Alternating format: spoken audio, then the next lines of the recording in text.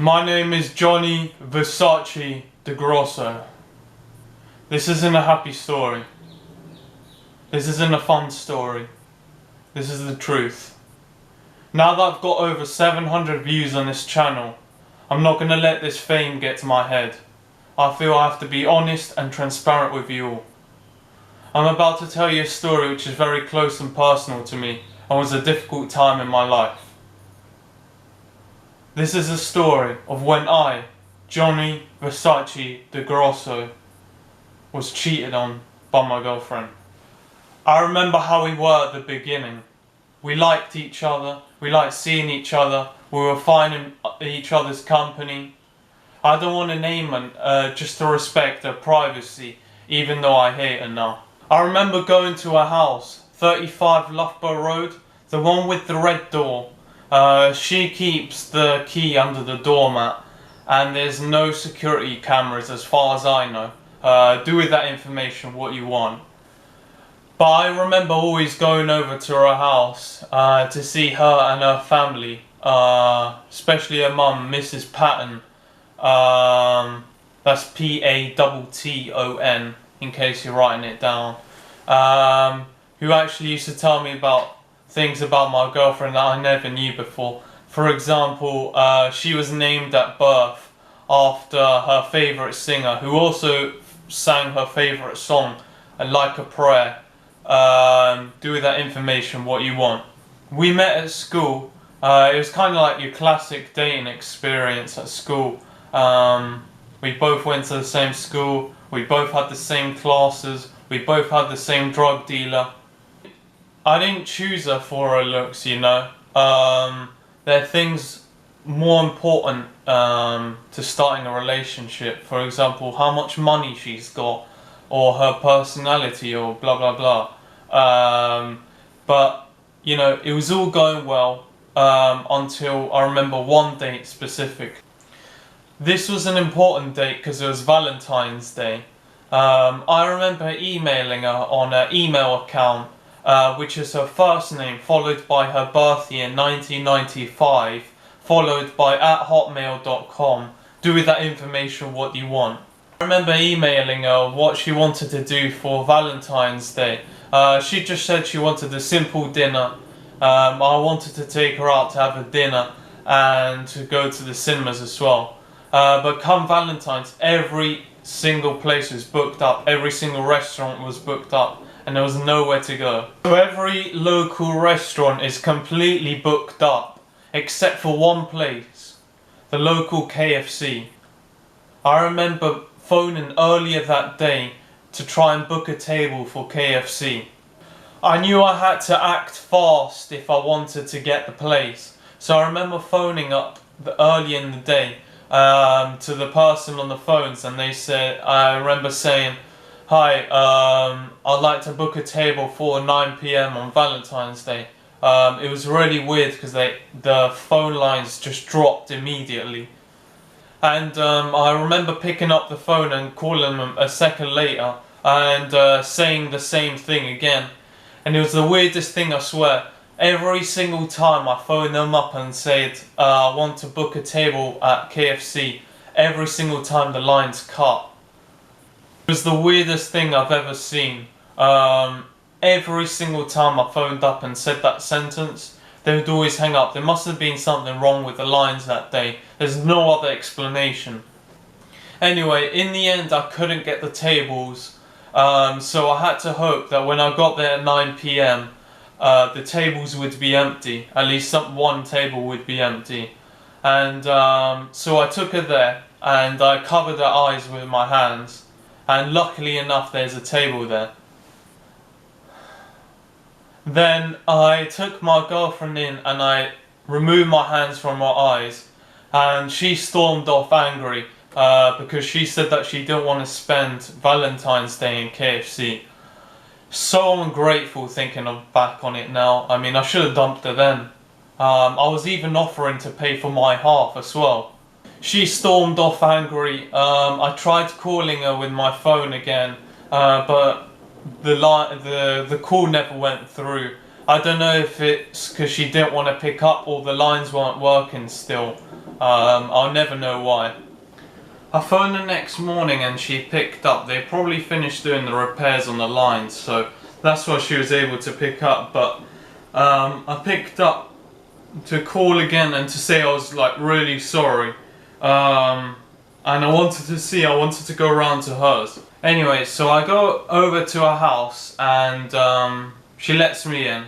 And after some initial screaming and shouting, we managed to sit down like the 15-year-old adults that we really were at the time. But I knew something was up. She asked me if there was anything I wanted to tell her, and I said no. She asked me as well if I had been with any other girl, and I said no again. She started screaming and shouting, saying that she had heard me that I had kissed Eve in the chicken cottage yesterday or the day before, and that I had slept with her behind the local Greggs the week before. It was true if I had slept with Eve. I said yes. Because I'm an honourable person, and she flipped. She went mental. She started shouting at me, "Oh, how could you do it? How could you cheat on me?" She was angry because I'd slept with Eve behind her back, and just started asking me why. And I mean, it depends also what she means by cheating. If she means having sex with another girl behind her back while we're still dating is cheating, then, I don't know. If that's cheating, you decide. It's for you to interpret. It's easy to see both sides. She started yelling, "It's over, we're finished, you're dumped." She started throwing stuff at me. She said, "I'm dumping you, get out of my face." I thought she said that, in the sarcastic way that you always say it, but I thought it would be best to leave the house. Later that day I kept ringing her, but the phones kept ringing and ringing, and no one picked up. The bloody phone lines were not working again. But, she later changed her Facebook status to single, in that sarcastic way that you usually do it in. After some time had passed, I remember when I decided to go and see her again. I was watching this movie called Apollo 13. It's a pretty good movie, actually. It's kind of amazing that people come up with and invent these stories out of thin air. They're quite creative. They deserve credit for being so inventive. But anyway, it'd been 2 days and I thought enough time had passed for her to get over the little mood she was in. But I go over to her house and I knock on the door, but no one answers, and I keep ringing the bell and no one's answering.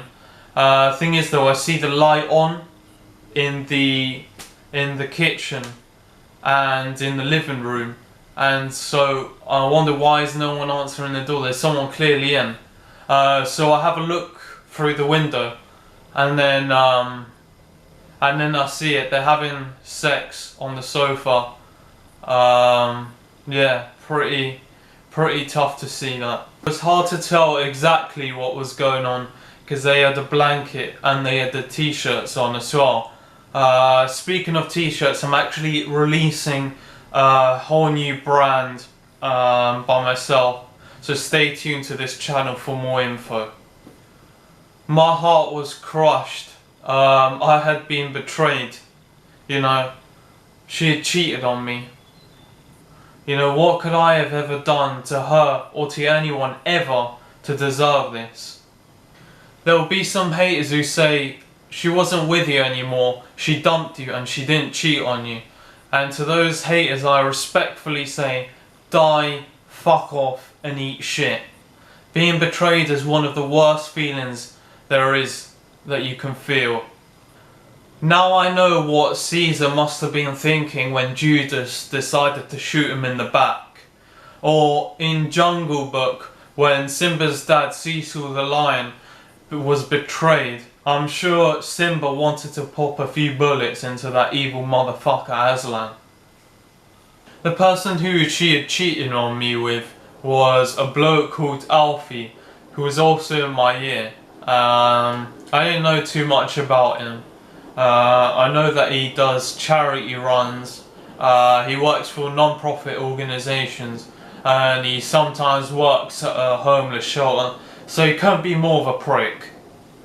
But the next time I saw him in school, I'm not even exaggerating, but I punched him so hard that his head almost came off and flew out the window. Like a man, I stood up to him and bravely attacked him from behind when he wasn't looking. I know that violence isn't the answer. You know, I know what I did was wrong. Now that I've got 700 views plus on this channel, I know that I'm a role model to so many people and that I should be acting accordingly.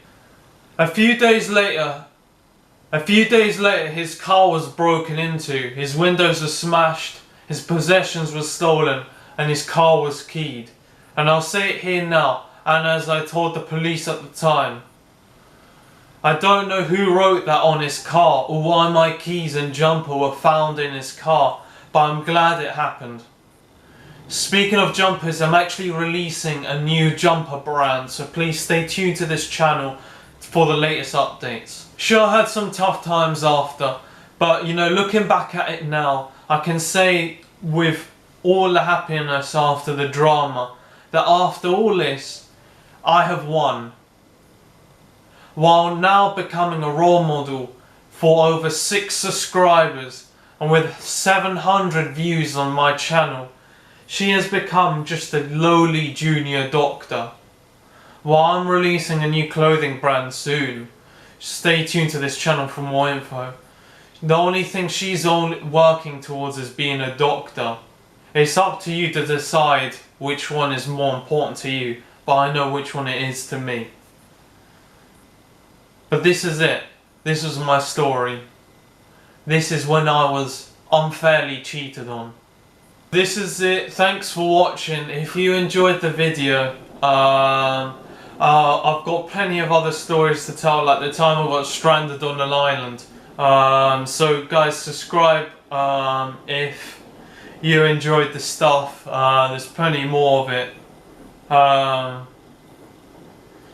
Yeah.